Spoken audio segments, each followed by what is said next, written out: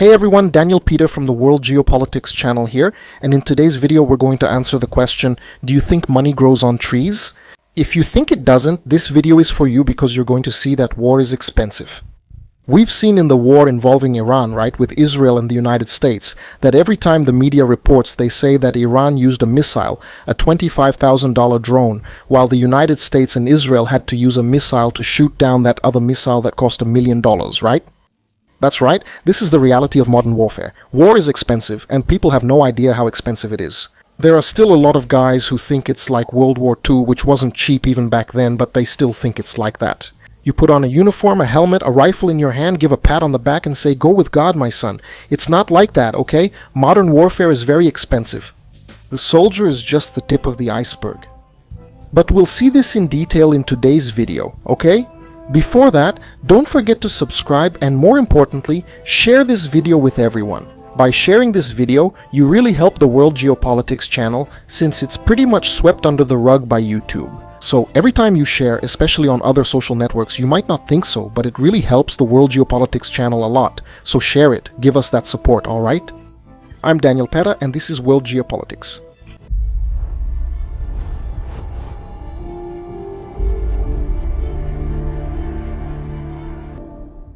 The evolution of war costs shows a major shift in how conflict, the economy, and the state's structure relate. That's something few people understand. For most of human history, wars operated within relatively narrow economic limits. In general, it was just a simple equation of the number of soldiers, the general's experience, and the quality of the equipment, and that was it. Wars were predictable. That's because pre-industrial societies had limited fiscal capacity, rudimentary administrative structures, and enormous logistical constraints. The maintenance of armies depended mainly on looting, occasional tributes, and the direct appropriation of agricultural resources. Since the economies essentially operated on a subsistence basis, extracting large amounts of resources for prolonged campaigns was extremely difficult. Even large empires, such as the Roman and Byzantine, only slowly began to expand their administrative capacity to support more complex military efforts. Thus, the true transition came with the rise of the modern fiscal military state in Europe between the 17th and 18th centuries at the end of the Napoleonic Wars. Because the spread of gunpowder weapons, the expansion of naval warfare, and the increasing commercialization of conflicts forced states to develop new mechanisms of financing. Therefore, countries like the Dutch Republic and later the British Empire created public credit systems, allowing them to finance wars through state debt and financial markets. And at the same time, the introduction of mass conscription required a profound reorganization of national finances. And at the height of the Napoleonic Wars, the British Empire even allocated about 62% of its entire state budget to the war effort, while Napoleonic France committed approximately half of its national finances.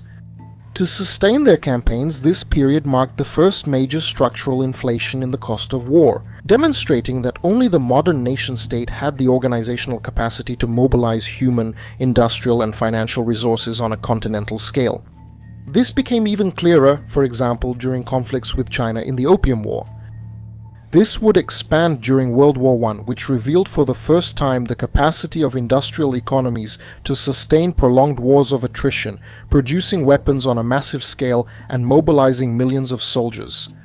The mechanical lethality of the trenches and the logistical scale of the conflict demonstrated that war had surpassed the traditional limits of cost and duration. This process reached its peak then, in World War II, when the concept of total war became established. Now, the main powers had converted practically all of their industrial and economic capacity to war production, with civilian factories then being transformed into military complexes and entire economies starting to operate for the war effort. The most dramatic example was that of the United States, which took on the role of main industrial base for the Allies only in 1944. The American industry, for example, produced more military aircraft than Japan had manufactured during the entire war. This effort, however, came at a colossal economic cost. Between 1940 and 1945, the United States spent the equivalent of more than $5 trillion in today's values on defense. More than 40% of its entire GDP was allocated to the military effort during the most intense years of the conflict. This got worse throughout the 21st century as it became more entrenched. That the real cost of a conflict is not limited to the direct military spending during military operations. There is a fundamental distinction between the immediate budgetary cost, which is represented by military expenses, and the total economic cost, which includes social impacts, casualties, infrastructure construction, and above all, long-term commitments to veterans. Studies show that the economic costs associated with injuries and deaths often surpass the direct military costs, revealing that a very large portion of the war remains invisible in the government's initial accounting. And this type of expense is unpredictable because you don't know who will get injured or how they will be injured. This phenomenon is more evident after World War II. Even earlier conflicts like the American Civil War already showed that the social costs of war could persist for decades, especially the pensions. Pensions for veterans of this conflict reached their peak about 70 years after the end of the war, consuming approximately 30% of the federal budget at the time. From the Cold War onward, another factor that began to drive the escalation of costs was the technological sophistication of military systems. Between 1950 and 1980, for example, the electronic components of combat aircraft became between 40 and 50 times more expensive in real terms, while the engines also increased. The arms race between the United States and the Soviet Union consolidated a model of permanent and high military spending, deeply integrated into the industrial and technological structure of the superpowers. This transformation reflects the nature of modern warfare. Advanced military technologies, combat medicine, and rapid evacuation greatly increased the survival rate of wounded soldiers, but also drastically raised the number of combatants who survive with severe and permanent injuries. The result was a system of long-term costs. It extends for several decades after the end of military operations in recent conflicts, such as those in Iraq and Afghanistan. For the United States, the direct military cost per soldier reaches nearly $1 million. While the future benefits for veterans often exceed $300,000 per individual. The escalation of these war costs in recent decades is due to the exponential increase as well as their technological complexity. You can put a less complex, poor, and simple system in a combat zone, but that means condemning its occupants to death, so it's not really optional. The numerical decline of global military inventories is not due to pacifism or disinvestment. It wasn't just a matter of letting it go or considering that military matters were less important. This mainly has to do with technological inflation, which has made each combat platform much extraordinarily more expensive. This dynamic is captured by the so-called Agostini's Law, where the unit cost of military fighter jets has increased by about an order of magnitude every 20 years, since the beginning of the 20th century. And the irony, as Agostini himself suggested, was that in the end, around the middle of the 20th century, the moment would come, that even the entire United States defense budget could buy only a single extremely advanced fighter jet. Of course, it didn't come to that, but the delay shows that there was already concern about this process of continuous inflation. Notice that during World War II, military production was based on quantity, operational simplicity, and rapid replacement. A P-51 Mustang fighter cost about $50,000 in 1945, or what would be equivalent to $600,000 today. Heavy bombers, like the B-17 or the B-24, also remained within relatively manageable levels. Even the advanced B-29 with innovative technology for its time cost just over $500,000 per unit. But, on the other hand, a fifth-generation fighter, like the F-22, easily exceeds $140 million per aircraft, not including the costs of its maintenance throughout its entire lifespan. With that in mind, the United States also started drone programs to replace these advanced fighters. But, as is a cultural trait of the United States, these drones ended up becoming hyper-advanced and as a result also very expensive. This explosion in costs is linked to the incorporation of highly sophisticated technologies which increase each vehicle's chance of success. AESA radars, stealth, networked sensor fusion, supercruise engines, and complex electronic warfare systems. The result was the replacement of mass production logic with qualitative superiority. Fewer platforms, though much more powerful, bring superiority, but at a strategic cost. The loss of a single platform today represents a huge financial and operational impact. The phenomenon of technological inflation is also not limited to aviation, it's just more symbolic there. This extends to practically all domains of modern warfare. Advanced weapons programs, especially hypersonic weapons, exemplify this trend. The development of these systems requires materials capable of withstanding extreme temperatures and speeds greater than Mach 5, in other words 5 times the speed of sound. This drastically raises the costs around research, engineering, and production. Programs like the Conventional Prompt Strike from the US Navy already consume hundreds of millions of dollars just in their development, while the acquisition and maintenance of hundreds of hypersonic missiles can reach tens of billions of dollars. The experimental helicopter, for example, Comanche, ended up costing $7 billion, and that was just to make 2 prototypes that were never deployed on the battlefield. Even seemingly simple tactical equipment has become much more expensive. Weapon mounting systems, modern armor, and ground platforms use advanced metal alloys, composite polymers, digital integration with command and control networks, and other technologies. The individual soldier and combat vehicles began to operate as nodes in a digital network of sensors and encrypted communications. This increases not only the cost, but also the logistical complexity. And to keep this running, and of course, you have the option not to equip your soldiers with this to save money. But by doing that, you're most likely sending them to a slaughterhouse. If the other side invests in this technology, and the loss of many human lives creates political pressure on the side that's taking heavy casualties. This technological escalation has created a clear hierarchy in the global military structure. Only a small group of countries have the industrial and scientific capacity to develop cutting-edge weaponry, while the majority, the vast majority, depend on importing military technology. This division concentrates strategic power in the hands of a few states, which are able to financially sustain this technological race. At the same time, it makes military modernization increasingly difficult and burdensome for the rest of the international system. And for some countries, especially in the NATO bloc, this ended up becoming a trap, because the more powerful the countries in the NATO bloc seemed, because they flaunted more and more sophisticated and consequently more expensive equipment, the other countries in the bloc, and as a result, not as wealthy, had to look for alternatives. And necessity is the mother of innovation. In recent decades, while the West refined a military doctrine based on extremely expensive, sophisticated platforms produced on a small scale, the battlefield began to move in another direction. One of cheap, disposable systems produced in large numbers, but still aimed at maintaining a minimum level of quality. This change is being driven both by asymmetric actors, such as terrorist groups, and by the industrial base. Mainly from China, which has turned accessible drones and unmanned systems into central instruments of contemporary warfare. The result is a partial reversal of the previous logic. Instead of a few extremely valuable systems dominating combat, the importance of cheap swarms is growing, capable of saturating, wearing down, and economically ruining the adversary. The greatest symbol of this transformation is the proliferation of cheap drones and loitering munitions like the Iranian Shahed 136, often described as a kind of AK-47 of the skies. Their value doesn't lie in refined precision or technological invulnerability, but in the combination of low cost and saturation capability. One of these drones costs just a few tens. Meanwhile, the defender who is trying to stop the Shahed attack often has to respond with interceptors worth millions.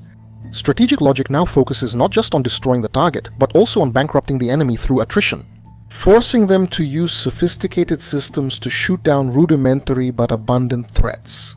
This new math became clear in recent conflicts in the Red Sea. For example, Western naval forces used up large quantities of interceptor missiles to neutralize relatively cheap drones and missiles launched by the Houthis. And now, in the conflict between Israel and the US against Iran, this has become even more evident. The problem isn't just financial. Also, by repeatedly using their most advanced defenses, the defender also depletes limited stockpiles, exposes radars, and reduces their ability to sustain operations over a prolonged period. War then also becomes a contest between industrial depth and the ability to replenish resources. Especially because unlike these drones, which are not only cheap, they are also made with simple and easily obtainable materials. Meanwhile, these expensive devices, on top of their high price, also face shortages of the raw materials needed to produce and replace them. In other words, it's not just about money, but even when you have money, there's still a shortage of these resources. And this is where China plays a central role. Its advantage doesn't come from cheap labor, as many people with outdated views still think, but rather from a gigantic industrial integration supported by the civil-military fusion policy, which connects academic research, private capital, commercial manufacturing, and the state's strategic objectives and guidelines. This has allowed the country to dominate the global production of commercial drones and essential components, such as engines, batteries, sensors, semiconductors, and critical minerals. Companies like DJI and Autel have taken a dominant position in this market, giving China structural influence over the material foundation of the drone revolution. And to make matters worse, the Chinese combined low cost with high quality. In some cases, some technologies are of much higher quality than those from Western bloc countries. And of course, this industrial hegemony would have very profound geopolitical consequences. Western countries and their allies are able to develop advanced systems, but they often can't achieve the same large-scale, low-cost production as China. Without this ecosystem, the unit cost rises dramatically, even in the production of simple artillery ammunition. The cost to produce the same ammunition in Western Europe was 4 to 6 times higher than that same ammunition being produced, for example, in Russia. So, while Chinese infrastructure produces quadcopters and components at relatively low costs, Western militaries often pay much higher amounts for small, insufficient quantities. And that is not always technologically ahead of its rivals, especially China. At the same time, the Chinese are not just selling cheap hardware, they are helping to consolidate a new doctrine. The focus shifts from having a crew for each platform to controlling multiple systems with just a few operators, with increasing use of autonomy, onboard artificial intelligence, and swarm logic. The goal is to enable large numbers of disposable platforms to operate in a coordinated way, thus confusing defenses, saturating targets, and multiplying power, without risking the more expensive manned assets. This already points to operational models where large platforms launch smaller swarms, increasing range, density, and persistence. This transformation is redefining the global military balance. War remains expensive at the technological top, but at the same time, it has become more accessible at the day-to-day layer of attrition. China, by combining industrial-scale dominant supply chains and a doctrine focused on mass production, has become the main hub of this cost revolution. The strategic effect is clear, of course. Military power no longer depends only on having the most advanced platforms, but also on producing, replacing, and sacrificing cheap systems in sufficient volume to be able to wear down the enemy. In many scenarios, coordinated abundance has become more valuable than sophistication. Now, we still don't have a simple answer to the question of whether the future of war will be shaped by lower costs or by a continuous increase in costs. The analysis of technological trends, geopolitical dynamics, and economic constraints. They suggest that both forces will coexist and combine, giving rise to a two-tiered battlefield. At one level, low-cost warfare driven by automation, artificial intelligence, and mass production will become more prevalent and accessible at the upper level. The competition between major powers will continue to be a high-cost arms race, driven by the pursuit of cutting-edge capabilities. A country's ability to navigate this duality, that is, these two strategies, will define future strategic advantage. And add to that 3D printing, which also has the potential to reduce logistics and maintenance costs, allowing for local production of parts and rapid customization of equipment. Will we see that the future cost of war will be defined by a fork in the road? A two-tiered battlefield with the lower level, the low-cost one, being dominated by mass production technologies like drones, cyber capabilities, and autonomous systems. Where will regional conflicts, civil wars, and non-state operations play out? The advantage here will be in volume, resilience, and the ability to innovate quickly and at the upper high-cost level. This will be reserved for direct control between the great powers. The war here will be a competition of cutting-edge capabilities, with increasingly complex and expensive systems responding to lower-level threats. The challenge for the Western powers will be to find a defense model that is resilient to low-cost attacks, without entering a high-cost arms race that is unsustainable. Well guys, so you saw how hard it is to wage war. It's expensive, it's complicated to wage war. Back in 2017, when I defended my doctoral thesis, at the time I pointed out that it was very unlikely that in the future we would have wars between states. Because of the cost of war would be so high that states would feel increasingly discouraged from going to war. Or they wouldn't even have the means, even if they were motivated to do it. As long as they didn't find a way to make war cheaper, and well, what we're seeing now is exactly that. They're making war cheaper, so it's very likely that in the future we'll have more wars. That's the trend. So now, when you're at the family birthday at the end of the year, Manolo shows up, Thiago, Zuki and Nando saying no, because Brazil should have 1 million F-22 fighters, 1 million Gripens, a quadrillion soldiers. Don't even argue. Watch this video here first. After you watch this video, then we'll talk, rub it in Manolo's face. How does the cost of war work? To see if it will help, it probably won't help, because most people don't even understand what we're talking about here on the World Geopolitics channel, except for you because you're elite. You don't want those little 3-minute TikTok videos that explain World War II in 3 minutes. No, you want something deeper, more substantial, with statistics, maps, and top-level intelligence analysis. Now, there's a problem that's only for the elite. Of the viewers here on YouTube, there are very few people who watch this kind of channel, which actually makes it a problem for me. But thanks to the members, I can focus on this kind of dense, academic, heavy, hardcore content. Because the members are the backbone of the channel. More than 90% of the channel's revenue exists because of the members, so consider becoming a member. You make sure that the Geopolitica Mundial channel stays alive in this format that you all like. And on top of that, you get exclusive videos, entire series that are exclusive to members. Geopolitics of the Mongol Empire, geopolitical history of the United States, military history of China, and man, we're launching a new course. We already had the intelligence and counterintelligence course for members, and now we're starting another one. On applying Machiavelli to modern geopolitics, how we take Machiavelli's concepts and apply them to geopolitics today. So anyway, thank you very much guys, hugs, and see you in the next video.